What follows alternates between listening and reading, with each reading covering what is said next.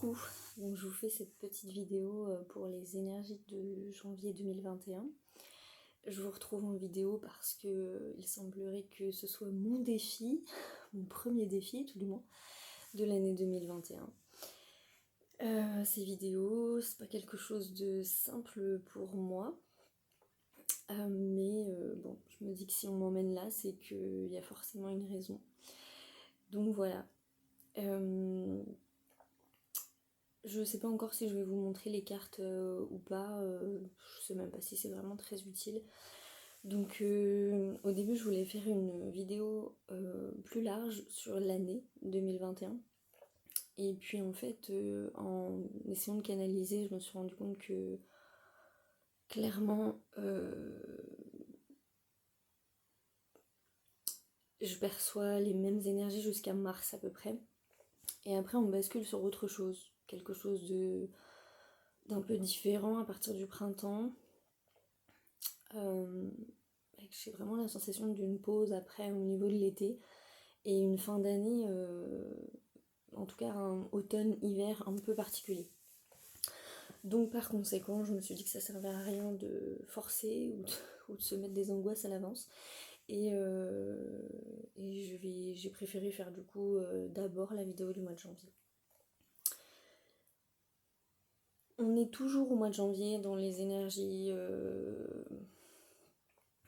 On a quitté les énergies de 2021, mais la logique de 2020, pardon, c'est-à-dire les retards dans les projets, l'introspection, le travail sur soi est encore très très très très intense en début d'année.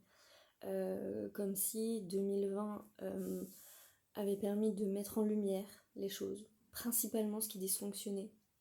On l'a vu au niveau de la société, mais on l'a pu constater pour certains dans nos vies, au niveau individuel.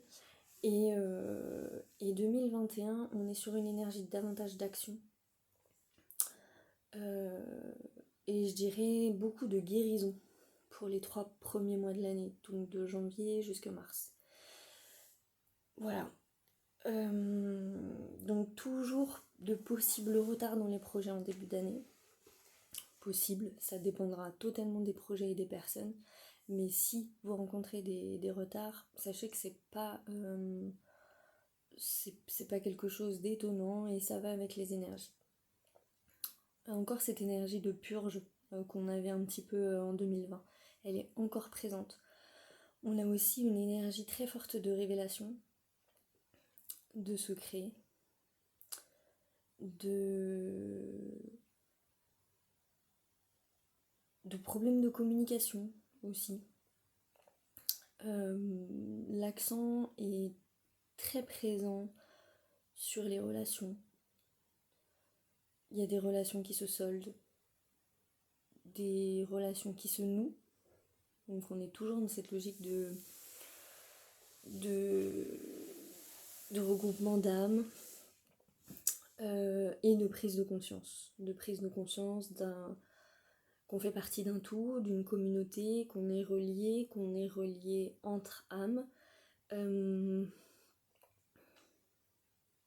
Je le perçois déjà un peu autour de moi, mais je pense vraiment que la question des couples notamment va pas mal travailler en janvier. Je relis mes notes en même temps, pardon. Donc on a la notion de patience qui ressort puisqu'on est dans une construction qui se fait dans le temps. Donc il y a des étapes qui sont bien précises à passer et qui peuvent nous paraître terriblement longues, mais qui sont réellement nécessaires pour pouvoir bien guérir. Je l'avais déjà dit dans un post, pour moi une blessure c'est comme les couches de l'épiderme. Donc vous avez une couche, puis une couche, puis une couche, jusqu'à aller à la couche profonde de la blessure. Et là vraiment on s'attaque à ça, à la couche profonde de la blessure dans nos parcours. Et par conséquent, ça prend du temps. Et ce temps, il est nécessaire. Il est nécessaire pour assimiler, il est nécessaire pour guérir, il est nécessaire pour comprendre, c'est-à-dire que certains d'entre nous peuvent être bloqués dans des schémas qui sont douloureux et ne pas réussir à s'en sortir. Et tout ça fait partie de quelque chose de nécessaire et d'utile au processus. Donc même si ça paraît pénible, même si ça paraît long, on est quand même nombreux à en avoir marre et à avoir envie de passer à autre chose, à ce que ça avance. Ça va avancer, mais il y a besoin de...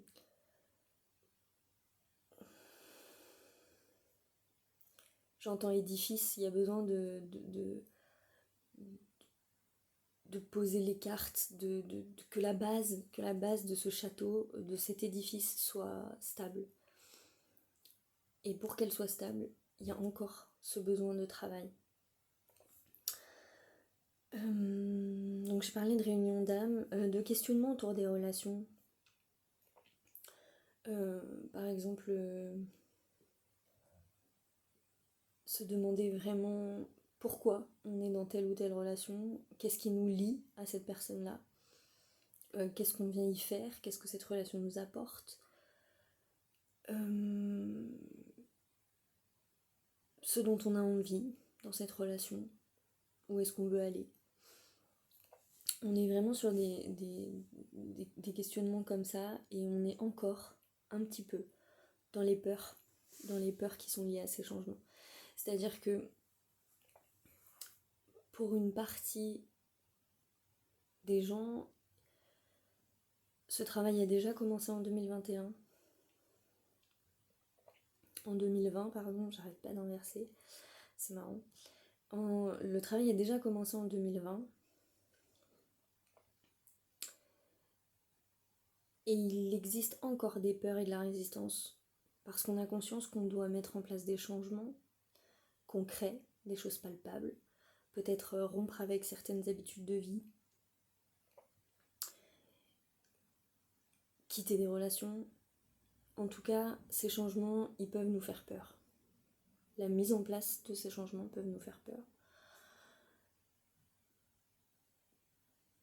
Par conséquent, il est important de travailler ces peurs, réellement, de les comprendre, de regarder d'où elles viennent. Qu'est-ce qui nous empêche encore d'avancer? Qu'est-ce qui nous empêche encore d'être nous pleinement, de nous accomplir? Ces changements sont vraiment des défis qu'on a à relever, et ils seront nombreux en 2021. Et puis pour l'autre partie, des gens, il y a quelque chose qui s'est peut-être amorcé en décembre et qui va se poursuivre là en janvier, février, mars. Donc patience est le maître mot. Les choses arrivent. On nous demande vraiment d'être dans la confiance de ça, dans la foi, d'avoir vraiment conscience que on fait partie d'un grand tout, qu'il y a un plan, qu'on ne connaît pas forcément, qu'on ne comprend pas, mais que de manière quasiment systématique, quand on n'obtient pas quelque chose tout de suite, c'est parce qu'à un moment donné, il y a une raison. Soit autre chose nous attend, soit c'est pas le bon moyen, soit c'est pas la bonne manière. Mais en tout cas, ce qui est sûr, c'est que les choses arrivent avec foi et détermination, vraiment. Donc l'année 2021, une année de défis à relever, qui nous emmène toujours vers le meilleur de nous-mêmes, toujours un peu plus. Ça, c'est quelque chose que je ressens très fort, déjà en 2020, mais ça s'accentue encore en 2021.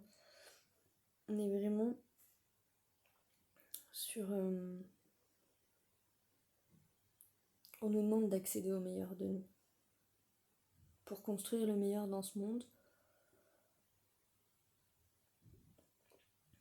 on doit accéder au meilleur de nous-mêmes.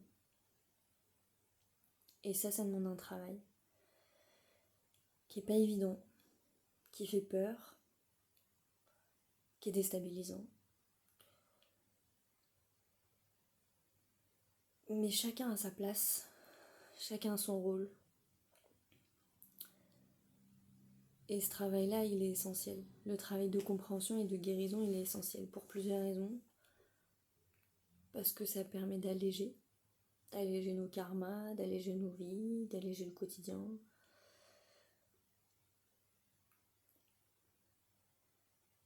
D'alléger Gaïa aussi. Et ça nous permet de guérir les générations qui suivent. Et c'est les générations qui suivent qui sont importantes. Donc en parallèle de ça, on nous demande vraiment d'être dans l'instant présent. Mais ça, c'est quelque chose qu'on nous répète assez depuis 2020. On nous demande d'être dans l'instant présent, d'être dans lâcher prise. Et pour ça, on nous demande d'être connecté toujours à cette énergie un peu enfantine qui est en nous. De s'amuser, de profiter des petits plaisirs de la vie, des petites choses. De se réjouir de ce qu'on a, même si on attendait plus, même si on a besoin de plus. Et de profiter de ce qu'on a. Et en même temps, dans cette logique-là, on a aussi la notion, particulièrement pour ceux pour qui les relations vont travailler,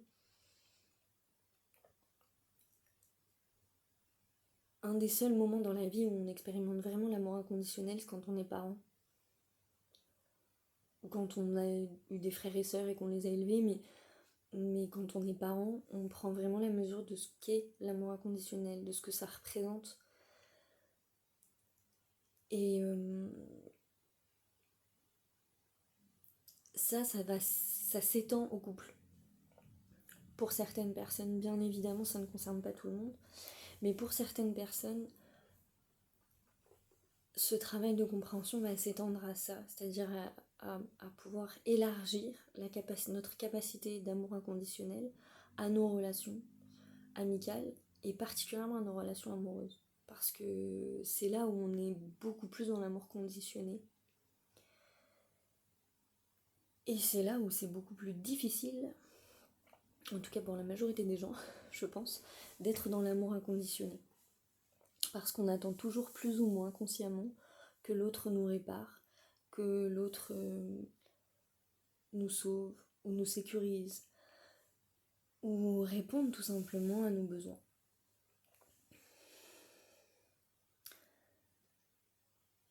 Donc je disais, l'année 2021 est aussi une année de projet, ça c'est clair et c'est net, c'est pour ça que ce début d'année va peut-être paraître un petit peu frustrant pour certaines personnes, mais c'est une période d'ajustement, ces 3 mois là, c'est une période d'ajustement qui est nécessaire. On a des débuts de projet, des débuts en termes de création, des débuts de changements concrets, de mise en place de choses pour être mieux dans sa vie. Mais la notion de prendre soin de soi, de prendre le temps, de s'écouter, d'écouter les autres, de trouver l'équilibre dans tout, entre le travail, le divertissement, entre le travail et la famille, entre les amis et la famille. Il y a vraiment cette notion de trouver l'équilibre, en tout cas de le chercher. C'est déjà bien.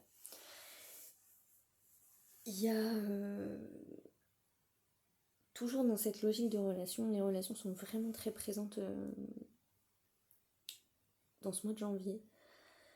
Il y a aussi la notion de pardon, notamment par rapport à une blessure de trahison. Je pense pas que ça soit spécifique au couple, c'est pas ce que j'entends, mais il y a cette blessure qui peut parler à certains d'entre vous. Un vrai besoin de guérir, de pardonner, de se pardonner à soi pour le mal qu'on a pu se faire et de pardonner à l'autre. Soit dans une relation bien présente, soit dans une relation passée, qui peut être en lien avec un passé familial, par exemple. Et par rapport à ça, on a la notion de communication qui est très importante. Le chakra de la gorge est ressorti 2 fois dans le tirage. Et ce chakra, il concerne l'expression de soi, l'expression de ses besoins, l'expression de son être.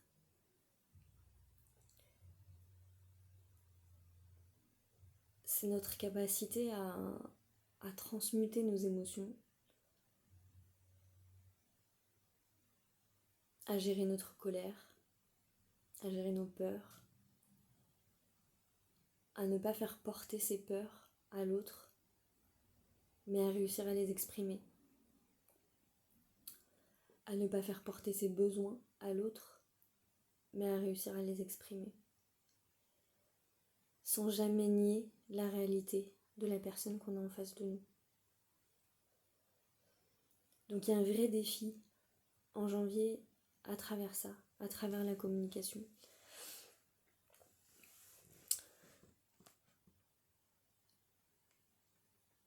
Ces notions de relation, comme je le disais, la notion de projet est très présente. Comme elle est très présente, on a aussi beaucoup, mais ça on le retrouvait déjà dans la deuxième moitié de 2020, la notion d'association, donc la notion de rencontre, la notion de travail, on est vraiment sur ces énergies-là. Excusez-moi, je jette un coup d'œil à mes notes pour voir si j'ai oublié quelque chose.